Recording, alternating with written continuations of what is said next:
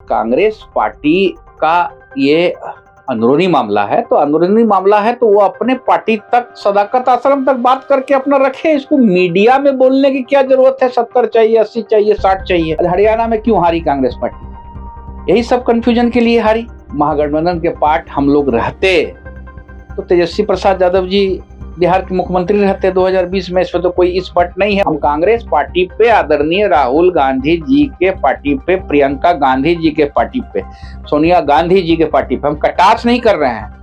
देखिए, कांग्रेस ने मुकेश सहनी के डिप्टी सीएम बनने वाले बयान पे चुटकी ली है।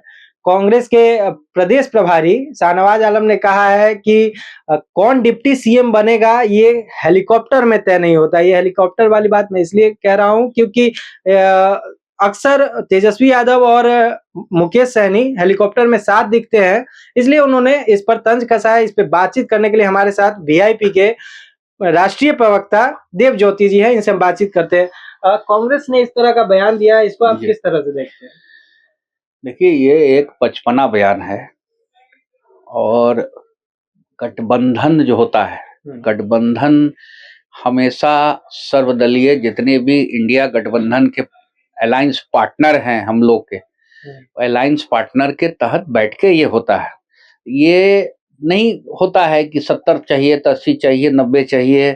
और जिस तरह से वो बोल रहे हैं कि अति पिछड़ा का बेटा और पिछड़ा का बेटा एक 250 सभा किया उड़न खटोला में, गरीबों का मसीहा आदरणीय लालू प्रसाद यादव जी के जो बेटे हैं, आदरणीय तेजस्वी यादव जी, और हमारे आदरणीय नेता सन ऑफ मला मुकेश सहनी जी, दोनों मिलके भाजपा को देश में आने से रोकने के लिए ताकत लगाया। ठीक है, सीट किसको ज्यादा आया कम आया, जनता मालिक है, वो अलग चीज है।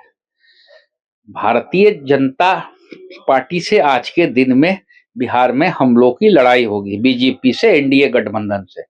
तो कैसे हम लोग सीट जीते? पिछले बार कांग्रेस पार्टी को 70 सीट दिया गया था, तो 70 में उनका स्ट्राइक रेट 19 था। पिछले बार हम लोग भी महागठबंधन में थे और हमारे आदरणीय नेता सन ऑफ मला मुकेश सहनी जी भी महागठबंधन के एक पार्ट थे। लेकिन अगर महागठबंधन के पार्ट हम लोग रहते तो तेजस्वी प्रसाद यादव जी बिहार के मुख्यमंत्री रहते 2020 में। इसमें तो कोई इस बट नहीं है। मात्र 11,500-12 हजार वोट का डिफरेंस था, ज्यादा वोट का तो डिफरेंस था नहीं। और कांग्रेस पार्टी का ये अंदरूनी मामला है, तो अंदरूनी मामला है तो वो अपने पार्टी तक, सदाकत आश्रम तक बात करके अपना रखे। इसको मीडिया में बोलने की क्या जरूरत है? 70 चाहिए, 80 चाहिए, 60 चाहिए। ये तो गठबंधन का जिस दिन बैठक होती उस दिन वो बात रखते हैं। अभी तो जनता क्या है ना, इसी सब चीज से कंफ्यूजन पैदा होता है, कंफ्यूजन होता है। हरियाणा में क्यों हारी कांग्रेस पार्टी? यही सब कंफ्यूजन के लिए हारी।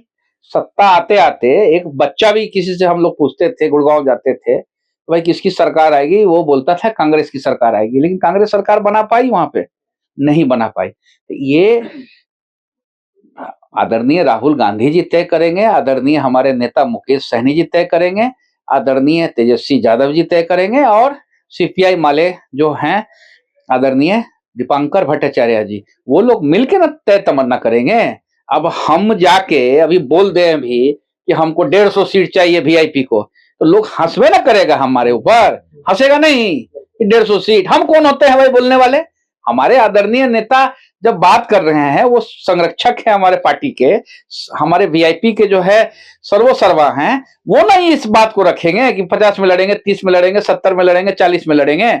ये हमको या किसी को, प्रभारी को या किसी प्रवक्ता को बोलना बहुत, लोग हंस रहा है इस तरह का बयान सुन के। तो इस तरह का बयान से बचना चाहिए। हम अनुरोध करेंगे कांग्रेस पार्टी के प्रभारी को कि अगर आपको भारतीय जनता पार्टी को बिहार में आने से रोकना है तो इस तरह से बचपना बयानों को आपको परहेज करना चाहिए और इस तरह की बातें नहीं करना चाहिए।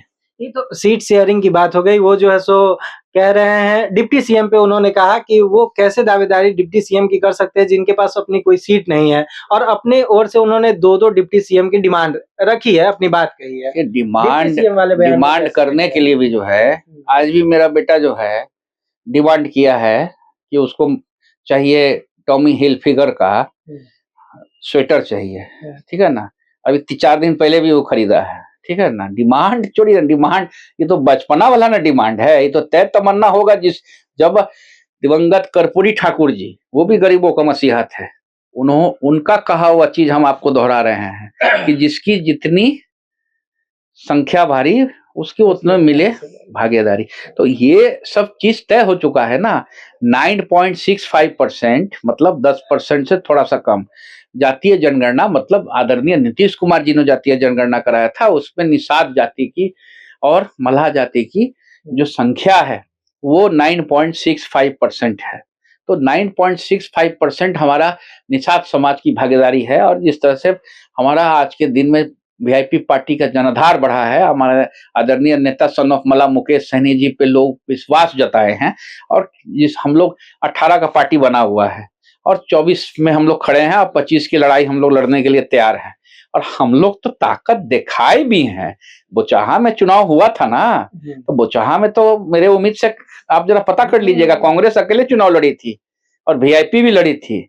कांग्रेस को हम कटास नहीं कर रहे हैं, फिर से बता रहे हैं, हम कांग्रेस पार्टी पे, आदरणीय राहुल गांधी जी के पार्टी पे, प्रियंका गांधी जी के पार्टी पे, सोनिया गांधी जी के पार्टी पे हम कटास नहीं कर रहे हैं।